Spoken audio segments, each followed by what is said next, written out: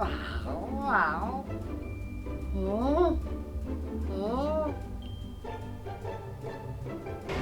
what's up? What's up, dude? Happy first day. I know. It's like, what? Yeah. It's crazy. We're here. So you're gonna pull it. Ready? 1, 2, 3. No, I Look what you did. You little rascal. Okay, cool. She's basically a single mom at this point in time, and she's 18. She's just starting to get into trying to get the groove with, you know, not only being a new adult, but having lost her parents, trying to deal with the grief, and also raising Lilo, who's a 6-year-old, and keeping the spirit alive like it never happened. And so she's hot-headed, she is type A, she's a go-getter, and nothing's gonna stop her from, you know, what goes on. And obviously, a lot happens throughout the movie. Hi, I'm here with Maya, who plays Lilo.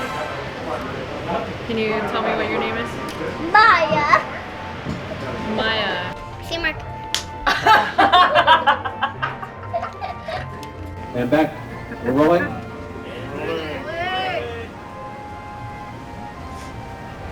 Coming back in, I'm always nervous about like the endurance of my voice during recording sessions. Typically after about 2 hours, his voice begins to just dip off a little bit. It's not the easiest thing to sustain. Our sessions on this film have been about 4 hours apiece. And one of the things I think I've developed more stamina because of my recording sessions. That was my main thing. Obviously, I like the characters, I like the setting. And so anytime I can be in the proximity of the property, it's just really fun. Ooh, ah, blah, blah, blah, blah. Ooh, Lilo. Ooh, ah. Peekaboo.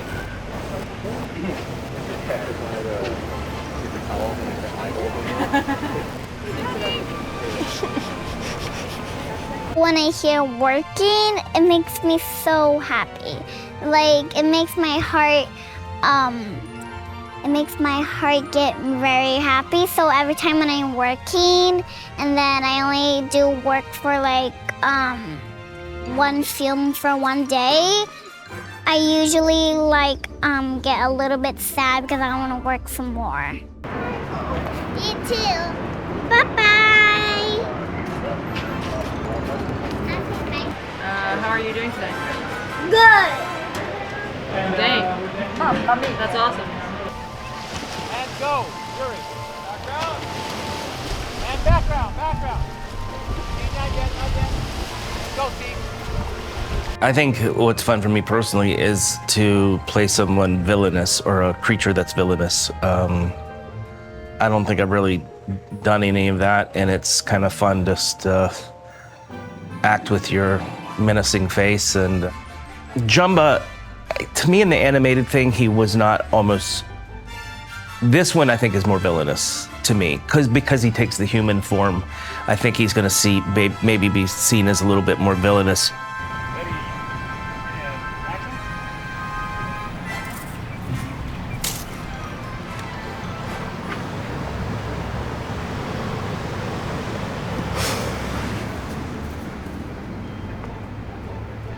Oh, no, great. Oh, the sun came out. I try to come to each character from a place of love, and I think Pleakley has finally got the opportunity to get off his planet and explore something he's been passionate about. He wished upon a star, and now he gets to like live that life. Even though he's on the quote-unquote bad side, he still is so grateful to be out here, you know, experiencing his wildest dreams. The thing he's always dreamed to do is come to Earth.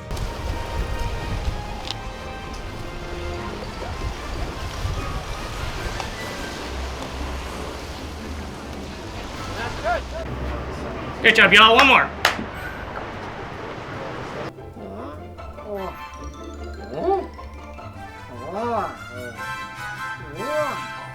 To be in a film like Lilo and Stitch, so close to my heart, and to do it in my hometown, is just everything.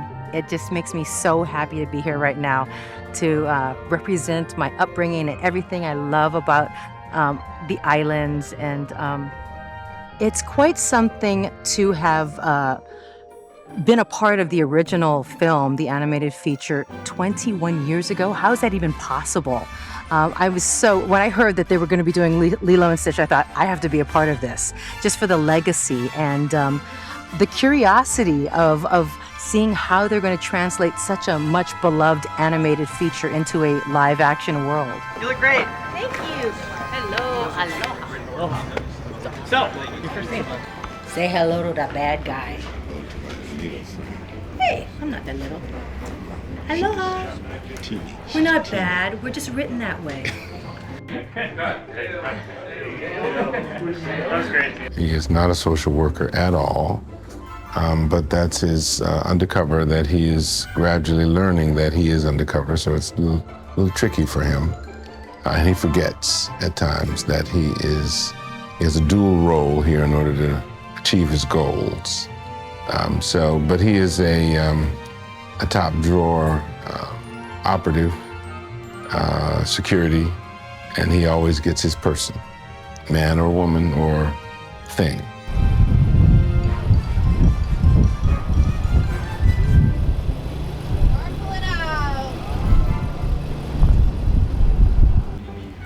Let's settle, please.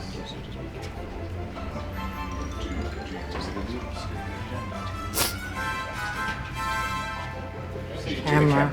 We'll just, Thanks. I think that Maya embodies Lilo in a bunch of different ways. Like, she really learned how to channel her imagination through the tools at an actor's disposal, and she, over the course of our film, I think went from being like a very charming kid and very precocious and smart to being like, honestly, one of the better actors I've ever worked with. And there's a number of times where I was like blown away by her performance, which was not something that we had rehearsed or worked on. Like, it was something she brought to the role, totally separate from me, which you really don't see with a lot of child actors. Great, cut. That's cut.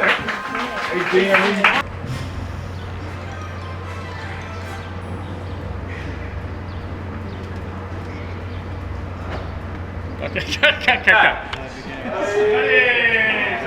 Could we redeem a villain? Do they always have to be done in at the end? What if a villain who was extremely powerful changed? What if he switched sides and all that phenomenal power and belief in a goal was directed towards something good? And that's really at the base of everything. That's what Stitch is. He possesses qualities of good and bad. He's mischief. He makes mistakes. He's fallible as we are. And I think that's why people really have seen themselves in him and him in them.